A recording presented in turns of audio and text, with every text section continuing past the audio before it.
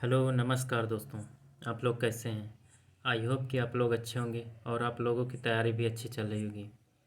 तो दोस्तों आज की इस वीडियो में असिस्टेंट अकाउंटेंट और एडिटर की क्लास लेकर आया हूं। इसमें आपको शोध ऋण एवं संदिग्ध ऋण इन सब के बारे में आज मैं बेसिक से आपको बताऊंगा। तो जो बच्चे इसमें फॉर्म डाले थे और इस वैकेंसी का एग्ज़ाम का वेट कर रहे थे उनके लिए यह सुनहरा मौका है। उनके लिए खुशखबरी आ चुकी है क्योंकि इसकी एग्ज़ाम डेट भी आ चुकी है। तो जो बच्चे इसका पेपर देने जा रहे थे उनके लिए सुनहरा मौका है कि वो अपनी तैयारी को और ज़ोर शोर से शुरू कर दें, क्योंकि इससे अच्छा उनको मौका कहीं और जगह नहीं मिलेगा, क्योंकि इसमें कंपटीशन भी कम है और आसानी से आप सिलेक्शन ले सकते हैं।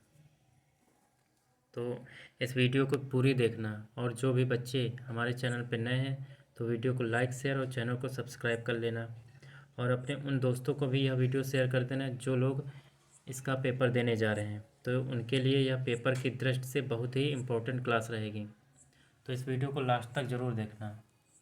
तो चलिए सबसे पहले आज मैं अशोध एवं संदिग्ध ऋण के लिए प्रावधान के बारे में आज बताएंगे कि आप कि अशोध ऋण और संदिग्ध ऋण खाता होते क्या हैं।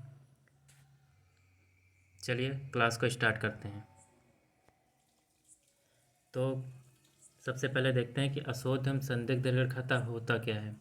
तो जिन ग्राहकों को उधार माल बेचा जाता है उनसे कभी कभी कुछ राशि प्राप्त नहीं हो पाती है या प्राप्त न होने की संभावना रहती है, तो ऐसी राशि को अप्राप्य एवं संदिग्ध ऋण कहा जाता है। संदिग्ध ऋण वे हैं जिनके वसूल होने की आशा है और नहीं भी है।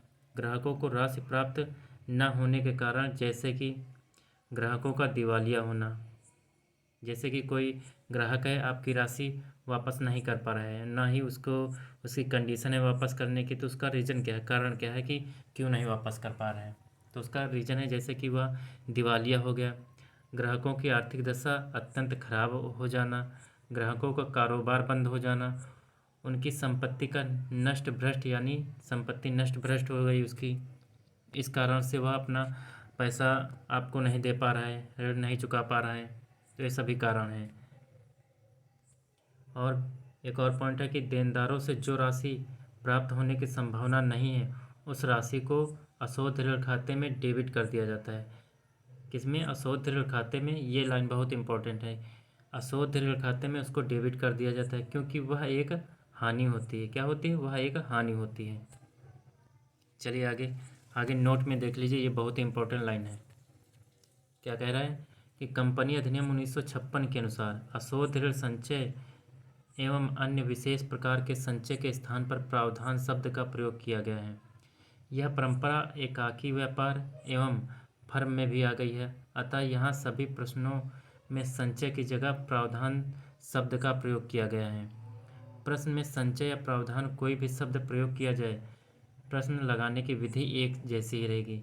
जैसे कि आपको संचय या प्रावधान शब्द आपको कहीं भी मिला तो प्रश्न लगाने की विधि एक जैसी रहेगी, उसका तरीका एक जैसा ही रहेगा। चलिए आगे देखते हैं कि अशोध एवं संदिग्ध ऋणों के लिए प्रावधान खाता कैसे बनाया जाता है। Provision for bad and doubtful debts account. तो जिस राशि के प्राप्त न होने की संभावना होती है उसके लिए प्रावधान खाता बना लिया जाता है, जिसमें कि अनुमानित राशि लिखी जाती है। प्रत्येक वर्ष के अंत में देनदारों की राशि पर एक निश्चित प्रतिशत से अशोध तथा संदिग्ध ऋणों के लिए प्रावधान खाता बनाया जाता है, प्रावधान किया जाता है। इसके लिए प्रावधान खाता डेबिट, ये लाइन बहुत इंपॉर्टेंट है, इसके लिए प्रावधान खाता डेबिट, अशोध एवं संदिग्ध ऋणों के लिए प्रावधान खाता क्रेडिट किया जाता है। तो ये बात आपको समझ में आ गई होगी। चलिए आगे आगे हम देखते हैं अदत्त व्यय क्या होता है और इसको कहाँ लिखा, लाभांश खाते में इसको कहाँ लिखते हैं, आर्थिक चिट्ठा में इसको कहाँ लिखते हैं। तो अदत्त व्यय होता क्या है, इसको इंग्लिश में आउटस्टैंडिंग एक्सपेंसेस कहा जाता है। तो चलिए स्टार्ट करते हैं, बताते हैं कि जब एक व्यवसायी अपने व्यवसाय से संबंधित किसी व्यय का भुगतान वर्तमान में न करके भविष्य के लिए टाल देता है तो ऐसे व्यय को अदत्त व्यय कहा जाता है। यानी जी किसी को आपने माल बेचा तो वो तुरंत ना देकर भविष्य में कल दे देगा, या फिर 1 माह बाद देगा, या 1 साल बाद देगा, उस वहाँ पे टाल देता है। तो ऐसे व्यय को आप अदत्त व्यय कह सकते हैं। और इसको एंट्री कहाँ की करेंगे, तो अदत्त व्ययों की राशि लाभांश खाते या व्यापारिक खाते के डेबिट में, लाभांश खाते एवं व्यापारिक खाते के डेबिट और चिट्ठे के दायित्व पक्ष में लिखा जाता है। इसको चिट्ठे के दायित्व पक्ष में लिखा जाता है, यानी लायबिलिटीज में इसको लिखा जाएगा। चलिए और देखते हैं पूर्वदत्त व्यय क्या है। पूर्वदत्त व्यय क्या है, प्रीपेड एक्सपेंसेस क्या होता है। प्रीपेड एक्सपेंसेस पूर्वदत्त व्यय, कभी कभी व्यवसायी कुछ व्ययों के संबंध में इतनी अधिक राशि का भुगतान कर देता है कि वह इस राशि के व्ययों के अतिरिक्त अगले वर्ष की कुल अवधि के लिए भी प्राप्त होती है। जो व्यय संबंधी राशि अगले वर्ष की अवधि से संबंधित होती है, परंतु उसका भुगतान इसी वर्ष कर दिया जाता है। जैसे कि आपने कोई माल बेचा और उस खरीदने वाले ने आपको पहले ही ज़्यादा रुपया दे दिया और आप वापस नहीं कर पाए, तो वो फिर से आपके पास आएगा और माल खरीदेगा, तो उसने पहले ही आपको पैसा एडवांस में दे दिया है, तो उसको आप पूर्वदत्त व्यय कह सकते हैं। ऐसी राशि को आप पूर्वदत्त व्यय कहा जाता है। क्या कहा जाता है, पूर्वदत्त व्यय कहा जाता है। अंतिम खाते बनाते समय पूर्वदत्त व्यय की राशि चिट्ठे में संपत्ति पक्ष की ओर दिखाई जाती है तथा लाभांश खाते के डेबिट पक्ष में संबंधित व्यय में से घटाकर दिखाई जाती हैं। तो ये आपको समझ में आ गया होगा। अब देखते हैं उपार्जित आय क्या होती है। कौन सी उपार्जित आय, अर्न इनकम। अंतिम खाते बनाने की तिथि तक व्यवसायी को जो आय प्राप्त नहीं होती है, यद्यपि वह कमाई जा चुकी है, तो ऐसी आय को उपार्जित आय कहा जाता है।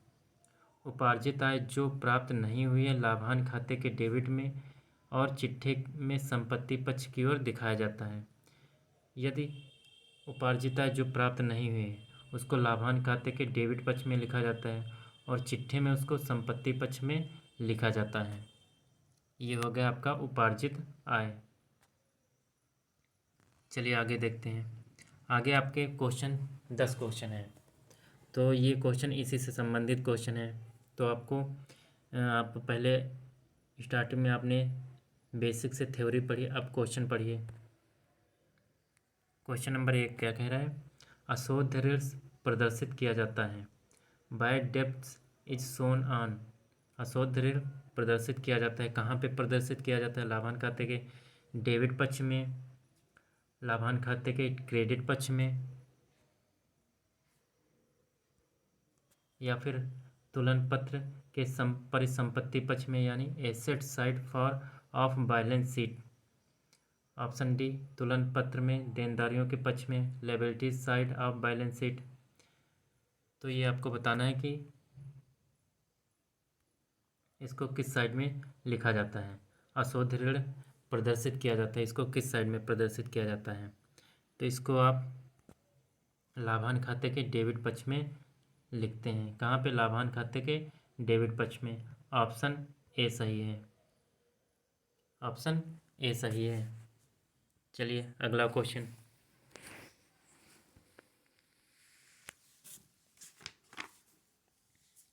क्वेश्चन नंबर 2 क्वेश्चन है, एक ग्राहक से अशोध ऋण वसूला गया, वह किस पक्ष में होगा। Bad debts are recovered from a client, it will be side। Option A, तुलन पत्र में देनदार से कटौती, deducted from debtors in the balance sheet. Option B, तुलन पत्र में देनदारों को जोड़ना, added to debtors in the balance sheet.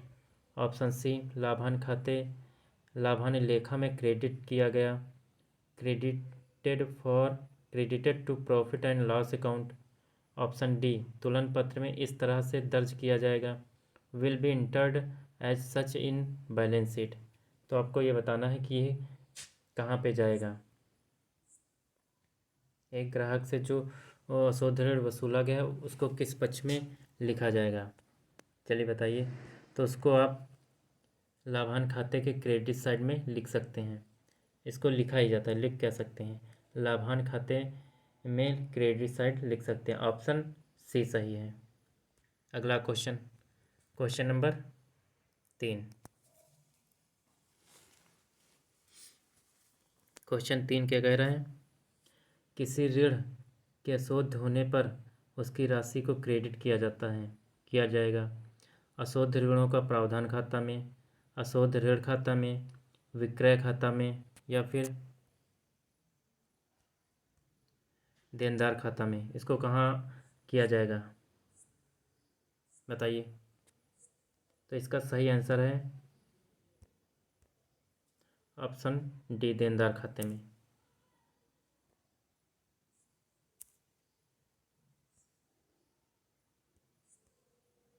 Option D सही है, देनदार खाते में इसको लिखा जाएगा। ऑप्शन डी सही है। अगला क्वेश्चन, क्वेश्चन नंबर 4। क्वेश्चन मूल्य ह्रास के लिए प्रावधान है। Provision for depreciation is. Option A लाभ के विरुद्ध भार। ऑप्शन बी लाभ का विनियोग। ऑप्शन सी मरम्मत के लिए स्थानापन्न। ऑप्शन डी घाटे को भी खाते में डालना। तो इसका सही आंसर है ऑप्शन ए, लाभ के विरुद्ध भार। लाभ के विरुद्ध भार, इसका मतलब है कि लाभ के विरुद्ध उन खर्चों को बताता है कि जिन्हें फर्म में लाभ हानि के बावजूद भुगतान करना पड़ता है। तो इसका सही आंसर है ऑप्शन ए सही है। कौन सा? ऑप्शन ए सही है। अगला क्वेश्चन, क्वेश्चन नंबर 5। आदत्त व्यय क्या है? Outstanding expenses. आदत्त व्यय क्या है? वास्तविक खाता, नाममात्र खाता, व्यक्तिगत खाता, या फिर उपयुक्त में से कोई नहीं। तो आदत्त व्यय आपका व्यक्तिगत खाता होगा, पर्सनल अकाउंट। कौन सा? Personal account. ऑप्शन सी सही है। अगला क्वेश्चन, आदत्त व्यय लिखे जाते हैं। Outstanding expenses are recorded in. आदत्त व्यय कहाँ लिखे जाते हैं? आदत्त व्यापार खाते में, लाभांश खाते में, लाभांश नियोजन खाते में, लाभांश खाते और चिट्ठा में। बताइए आदत्त व्यय कहाँ लिखे जाते हैं? तो आदत्त व्यय आपके लाभांश खाता और चिट्ठा में लिखे जाते हैं। ऑप्शन डी सही है। ऑप्शन डी सही है। अगला क्वेश्चन, क्वेश्चन नंबर 7।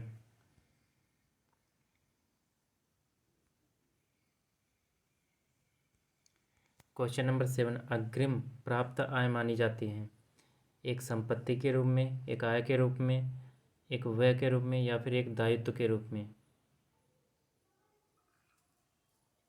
तो इसका सही आंसर है ऑप्शन डी।